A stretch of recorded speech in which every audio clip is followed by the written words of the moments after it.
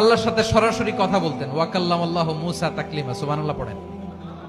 আওয়াজ তুলে সবাই বলেন সুবহানাল্লাহ। এখন বনি ইসরাইল হচ্ছে পৃথিবীর সবচেয়ে গোয়ার জাতি। তারা বলে, মূসা তুমি যে আল্লাহর সাথে কথা বলো আমরা তো দেখি না, তুমি যে কথা বলো আমরা তো শুনি না, তো কি করতে হবে? বনি ইসরাইল বলে, আমাদের মধ্য থেকে 70 জন নিয়ে যাইতে হবে তুর পাহাড়ে। ওরা আয়েশা যদি কয় হয় আমরা শুনছি, তাহলে বিশ্বাস করব। কত বড় ডাকাত দেখছেন বনি ইসরাইল। এদের চেয়ে গোয়ার জাতি নাই। এত গোয়ার তুমি করেছো মুসা আলাইহিস সালামের সাথে। তুমি যে আল্লাহর সাথে কথা বলে আমরা তো দেখি, কি করব? 70 জন আমাদের বন্ধু বান্ধব যে যদি দেখে, তারা বললে ওকে আস, 70 জন আস। 70 জন নিয়ে গেল। মুসা আলাইহিস সালাম হারুন আলাইহিস সালামকে খেলাফা দিয়ে গেলেন, আল্লাহ ওনাকে নবী বানালেন।